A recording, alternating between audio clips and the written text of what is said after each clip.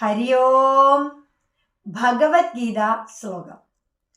യുക്ത കർമ്മഫലം ത്യക്ത്വാ ശാന്തിമാപ്നോതി നൈഷ്ഠികീം അയുക്ത കാമകാരേണ ഫലേ സക്തോ നിബധ്യതേ.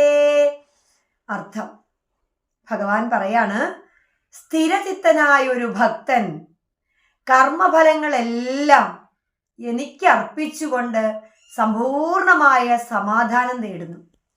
എന്നാൽ ഈശ്വരനിൽ നിന്ന് വേർപെട്ട് നിൽക്കുന്നവൻ തൻ്റെ ആ കർമ്മഫലങ്ങളിൽ അത്യാഗ്രഹിയാകയാൽ അതിൽപ്പെട്ടു വലയുന്നു.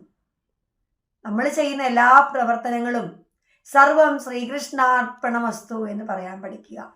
എല്ലാം ഭഗവാനിൽ അർപ്പിക്കുക. അപ്പോൾ നമ്മുടെ ആ കർമ്മഫലം നമ്മളിൽ നിന്ന് ഭഗവാൻ അത് ഏറ്റെടുത്തുകൊള്ളും. എന്നിട്ട് നമുക്ക് സമാധാനവും സന്തോഷവും തരും.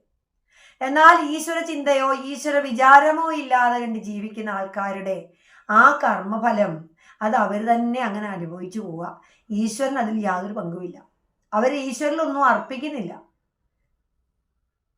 പക്ഷെ എല്ലാവരും സർവം ശ്രീകൃഷ്ണാർപ്പണമസ്തു എന്ന് പറയുവാൻ ശീലിക്കുക. എല്ലാം നമുക്കുള്ളതെല്ലാം തന്നെ അത് ഭഗവാനിൽ അർപ്പിക്കുക. ഭഗവാൻ തരുന്നത് മാത്രമേ നമുക്കുള്ളൂ.